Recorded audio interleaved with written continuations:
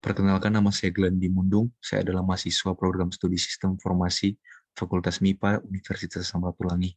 Saat ini saya akan menjelaskan materi cross-validation, yaitu 5 metode cross-validation. Sebelum kita masuk ke metode-metode cross-validation, kita harus mengerti dulu apa itu cross-validation. Nah, cross-validation atau validasi silang ini adalah metode yang digunakan untuk mengevaluasi kinerja model machine learning, di mana data dipisahkan menjadi 2 subset, yaitu data training dan data validation. Cross-validation ini mainly digunakan dalam prediksi untuk memperkirakan seberapa akurat model prediksi tersebut.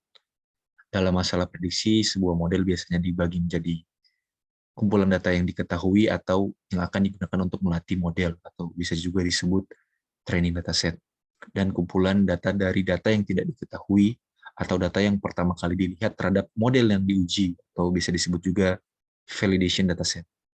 Nah, tujuan dari validasi silang ini adalah untuk menguji kemampuan model untuk memprediksi data baru yang tidak digunakan dalam pelatihan.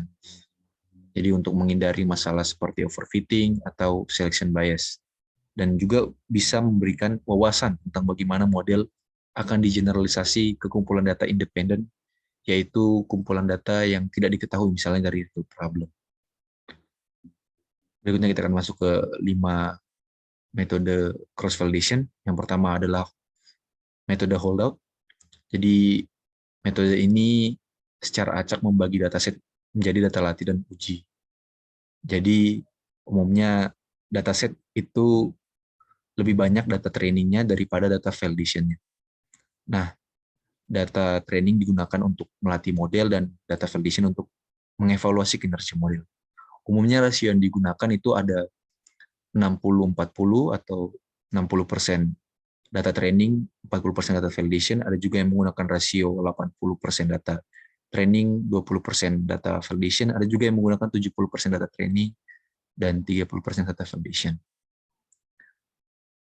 Berikutnya, k-fold cross-validation. Dalam k-fold cross-validation ini, dataset dipartisi secara merata menjadi k-subbagian atau fold. Dari k-fold atau grup ini, untuk setiap iterasi, satu grup dipilih menjadi data validasi. Dan grup yang tersisa dipilih menjadi data pelatihan.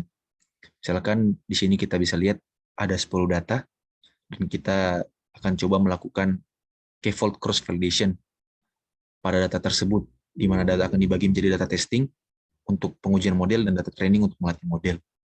Nah, kita coba dengan K sama dengan 5, di mana nantinya akan ada 5 lipatan atau fold, sehingga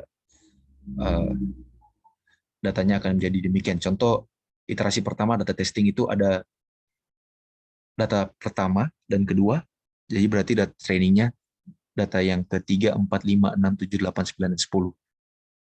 Dan iterasi kedua data testingnya 2 dan 3, berarti data trainingnya itu 1, 4, 5, 6, 7, 8, 9, 10.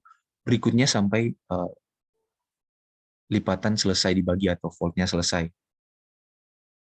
Contoh tadi saya bilang 5 fold, berarti diulangi sampai iterasinya yang ke-5.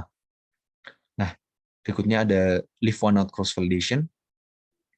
Jadi metode leave one out cross-validation ini membagi dataset dengan cara menjadikan satu fakta sebagai data testing dan sisanya menjadi data training. Seperti kita bisa lihat dalam ilustrasi berikut ini.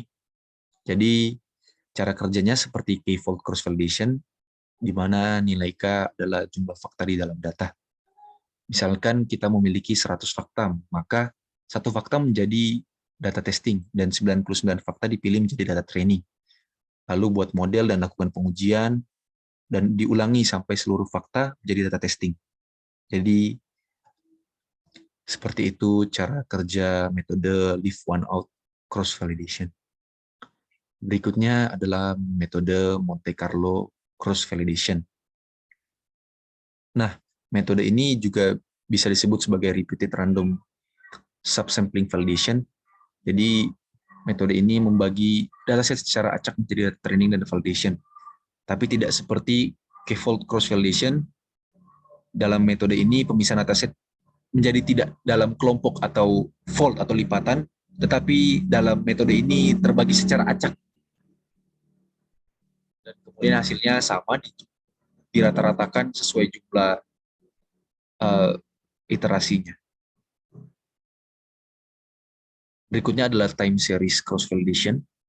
Nah, urutan data sangat penting untuk masalah yang berkaitan dengan deret waktu.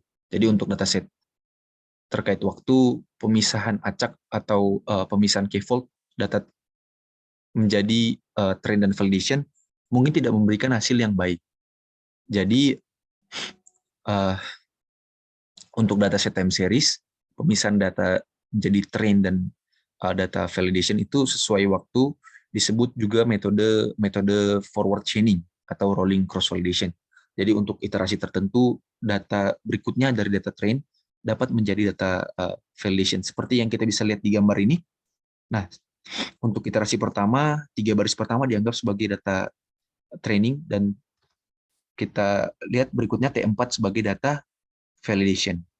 Nah, peluang pilihan training dan data validation diteruskan untuk iterasi selanjutnya, sesuai yang kita bisa lihat di gambar ini. Jadi berikutnya contoh di iterasi kedua, data T1 sampai T4 itu adalah data training, dan T5 menjadi data validation. Berikut seterusnya diteruskan.